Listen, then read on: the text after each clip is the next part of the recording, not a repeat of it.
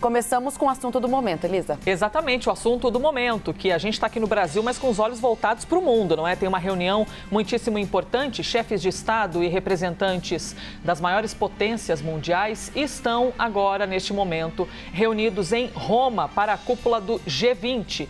É um encontro internacional que já começou. A gente acompanhou ontem, por exemplo, a movimentação do próprio presidente Jair Bolsonaro chegando até a Itália e a movimentação de outros líderes internacionais, por isso a gente quer voltar a nossa atenção bastante para esse aspecto, viu? E os temas da primeira reunião entre os líderes são saúde e economia global.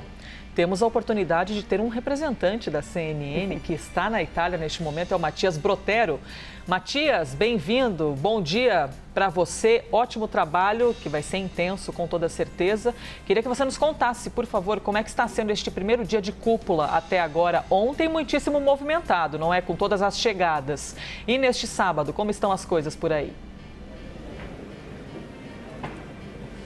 Tudo bom, Elisa? Boa tarde daqui de Roma para vocês que acompanham a CNN Brasil na manhã brasileira. Aqui é um dia bastante movimentado também, bastante como ontem. Ontem foi diferente no sentido de que não tinha ainda o G20 formalmente acontecendo. Hoje é o primeiro dia do G20, dessa cúpula de líderes que dura, portanto, um final de semana. E como você disse, né, essa primeira reunião, esse primeiro painel que trata sobre saúde e economia global está acontecendo neste momento. O presidente Jair Bolsonaro está reunido com os outros 19 líderes ou representantes de países, além também da União Europeia, para tratar sobre saúde e economia global. Essa reunião que começou com um pouco de atraso, justamente por causa do início dos trabalhos, os cumprimentos dos líderes, e agora essa reunião que está acontecendo neste momento. Mais tarde haverá um painel voltado para as empresas, né, o papel do setor particular,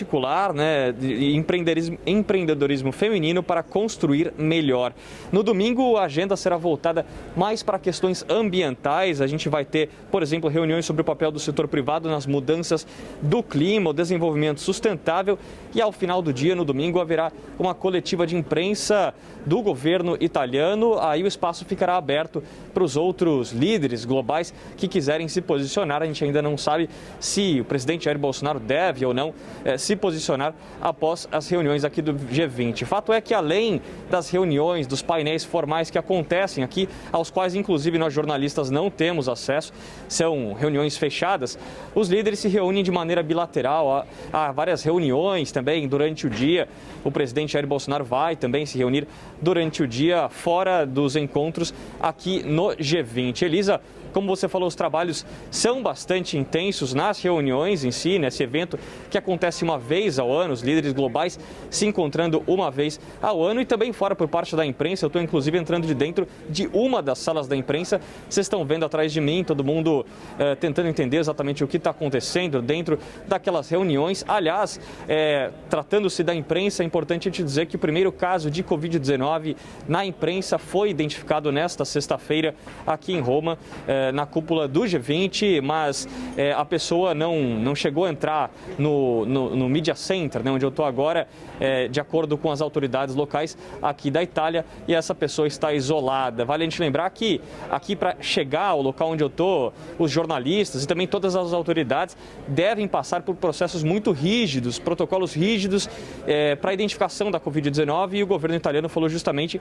que essa pessoa acabou não entrando aqui por causa dos protocolos que identificaram, por exemplo, testes de antígeno que identificaram que esta pessoa estava com Covid-19, portanto, ela está isolada. Bom, antes do início das reuniões, ali no momento dos encontros, pouco antes dos encontros dos líderes globais, o primeiro-ministro da Itália, Mario Draghi, fez um discurso e defendeu o multilateralismo, a conversa entre os países como resposta para os problemas atuais, e disse que nesse momento de pandemia da Covid-19, o multilateralismo nunca se fez tão necessário. Nós separamos um trecho do que disse o primeiro-ministro da Itália. Vamos ver. We faced protectionism, unilateralism, nationalism.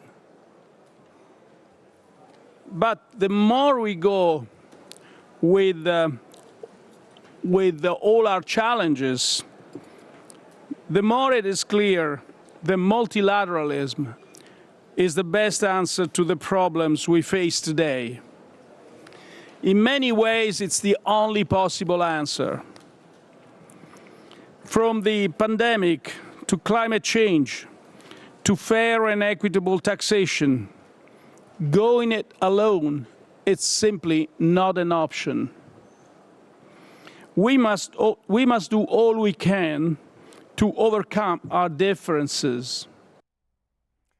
Bom, a gente ainda continua com o Matias Brotero, é claro. Queremos explorar você ao máximo hoje aqui no nosso plantão, viu? Vou logo avisando, Matias.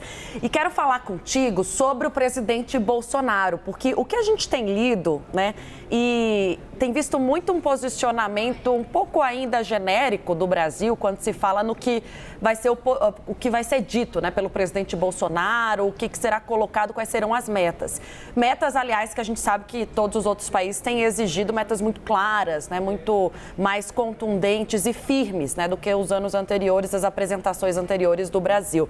Você está mais próximo da comitiva brasileira, pode falar para a gente o que já conseguiu apurar e perceber do que virá das palavras do presidente Bolsonaro. Eu falo isso sobre o Brasil Real, porque eu estou lendo aqui que recentemente foi também feito esse posicionamento. O ministro do Meio Ambiente, Joaquim Leite, já falou que pretende levar o Brasil Real para a COP26. Agora, o general Augusto Heleno falou novamente que a ideia é mostrar para a Europa a realidade do Brasil, entre aspas, não o que ficam inventando. E aí a gente fica imaginando, né, Matias, o que virá, então, na fala do presidente Bolsonaro? Você já tem alguma ideia do que pode surgir?